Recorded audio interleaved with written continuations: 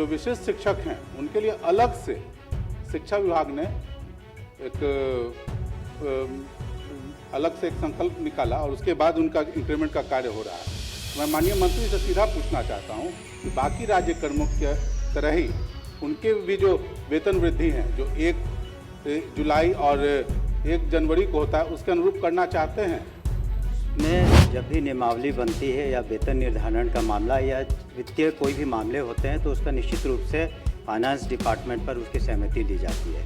दूसरा, जो माननीय सदस्य ने अपना प्रश्न उठाया तो उसमें निश्चित रूप से जब विशिष्ट शिक्षक एक बार जब सरकारी सेवक बन गए हैं तब उनको जो भी सरकारी सेवक को जो भी सुविधाएं या जो भी देय होगा उनको भी मिलेगा। बिहार के विशिष्ट शिक्षकों के साथ नाइंसाफी कर रही है राज्य सरकार।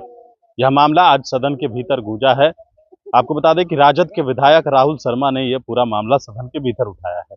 जिस तरीके से ट्रीट करना चाहिए, जो राज्यकर्मी के शिक्षकों के साथ जिस तरीके से ट्रीट करना चाहिए और उस तरीके के साथ जो है वो विशिष्ट शिक्षकों के साथ वो ट्रीट नहीं कर रहे हैं। साथ ही जो वेतन का मामला है, जो पैसे का मामला है, उसमें जो है वो भ्रष्टाचार हो रहा है। यह सदन के भीतर यह पूरा मामला जो है वो उठाया गया है। मुख्यमंत्री नीतीश कुमार वहां पर मौजूद थे और राहुल शर्मा ने पूरे सवाल उठाए हैं। शिक्षकों के लिए एक बड़ी मांग उन्होंने की है और कहा है कि जिस तरीके से लगातार जो विशिष्ट शिक्षक हैं उनको जो वेतन है उसी के हिसाब से मिलना चाहिए। जो बातें हुई थी उस हिसाब से अब तक सरकार नहीं कर रही है, जिसको लेकर मंत्री ने यह जवाब दिया कि इसके लिए जो है वो फाइनेंस से भी जो है वो राय लेना पड़ता है, उनसे भी जो है कंफर्म करना पड़ता है। इस तरह की बातें जो है वो मंत्री ने सदन के भीतर कही। लेकिन शिक्षकों को लेकर एक बड़ा मामला जो है वो राष्ट्रीय जनता दल के विधायक राहुल शर्मा ने उठाया है। किस तरीके से पूरा मामला हुआ है वो वीडियो आप देखिए। मुख्यमंत्री नीतीश कुमार भी सदन में मौजूद। जवाब मिला है ना? जवाब अभी देखा है महोदय। मैं पूरक सीधा पूछना चाहता हूँ माननीय मंत्री जी से कि बिहार राज्य के तमाम राज्यकर्मी जितने भी हैं महोदय, सबके वेतन इंक्रीमेंट, वेतन वृद्धि संबंधित वित्त विभाग निर्णय करता है। उन्हीं का संकल्प है, उसके हिसाब से वो निर्णय होता है। लेकिन जो विशिष्ट शिक्षक हैं उनके लिए अलग से शिक्षा विभाग ने एक अलग से एक संकल्प निकाला और उसके बाद उनका इंक्रीमेंट का कार्य हो रहा है। तो मैं माननीय मंत्री से सीधा पूछना चाहता हूं कि बाकी राज्य कर्मियों की तरह ही उनके भी जो वेतन वृद्धि है जो 1 जुलाई और 1 जनवरी को होता है उसके अनुरूप करना चाहते हैं। माननीय मंत्री है, उसमें जब भी नियमावली बनती है या वेतन निर्धारण का मामला या वित्तीय कोई भी मामले होते हैं तो उसका निश्चित रूप से फाइनेंस डिपार्टमेंट पर उसकी सहमति ली जाती है।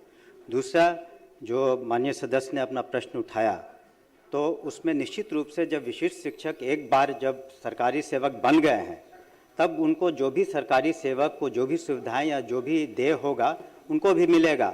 और जब से बीपी उन्होंने जो एक सक्षमता परीक्षा पास की है और करीब 2.5 लाख जो पास किए हैं तो उन लोग भी सरकारी सेवक हो गए, उन्हें भी वो सारी सुविधाएं दे है। जैसा कि पूर्व के माननीय सदस्य ने प्रश्न उठाया तो उस वक्त भी हमने कहा था और इसीलिए हम लोगों ने, चूँकि उनकी कैटेगरी अलग थी इसलिए अलग से इसका निर्धारण करना पड़ा, लेकिन उनके साथ किसी तरह का भेदभाव और विसंगति का प्रश्न नहीं उठता। धन्यवाद। श्री आईपी गुप्ता पूछ लीजिए। माननीय मंत्री ने कहा कि उनके साथ किसी तरह का भेदभाव नहीं हो रहा है। इन्हीं का अपने विभाग का, इनका शिक्षा विभाग का जो इन्होंने कहा है कि वेतन वृद्धि दिनांक 1 जनवरी 26 से देय होगा। 1 जनवरी 25 को उन्होंने ज्वाइन किया विशिष्ट शिक्षक के रूप में। जो जनरली जो भी वित्त विभाग से हैं उनको जुलाई 1 से मिलना शुरू होता है, तो पूरा 1 साल का इनका वेतन वृद्धि समाप्त हो गया। जबकि राज्य के अन्य कर्मी अगर होते तो उनको वेतन वृद्धि वित्त विभाग के हिसाब से होता। मैं माननीय मंत्री से सीधा जानना चाहता हूं कि वो बाकी कर्मियों के तरह ही ये जो उनका आदेश है इसको निरस्त करके वित्त विभाग के आदेश के आलोक में आदेश निर्गत करवाना चाहते हैं कि नहीं। और दूसरा, जो भी वेतन विसंगति है और जो अरियर भुगतान हो रहा है तो उसको तत्काल रूप से एकदम मिशन के रूप में, क्योंकि हर जगह पे इस पर लेकर अलग अलग जगह पर भ्रष्टाचार के और पैसे का डिमांड किया जा रहा है कि अब अरियर आपको मिलेगा। लेकिन तो माननीय मंत्री सीधे मैं 2 पूरक जो पूछना चाहता हूं कि जो भी उनको अरियर पेमेंट होना है तो बिना किसी भ्रष्टाचार के, बिना किसी अलग से पैसा दिए पेमेंट हो। और दूसरा, वित्त विभाग के अनुरूप बाकी राज्य कर्मी के हिसाब से उनको वेतन वृद्धि का लाभ देना चाहते हैं कि नहीं देना चाहते हैं, ये मैं सीधा जानना चाहता हूं।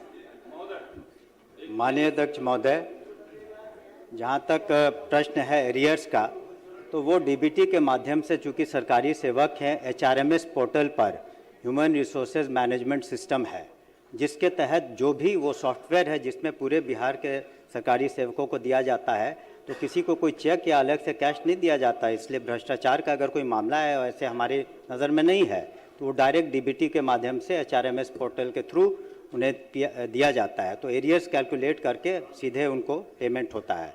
और जहाँ तक इन्होंने जो डेट्स का बताया है उसको हम देख लेंगे, लेकिन जहाँ तक है कि आप एक बार जब पास कर जाते हैं उसके बाद आपकी काउंसलिंग होती है। चूँकि संख्या बहुत थी, 2.5 लाख से ऊपर थे, तो काउंसलिंग में उसको वक्त लगा, काउंसलिंग के बाद ही आप ज्वाइनिंग करते हैं, इसलिए इस तरह की बात हुई। फिर भी चूँकि माननीय सदस्य ने इस प्रश्न को उठाया, उसको पुनः हम विचार करेंगे।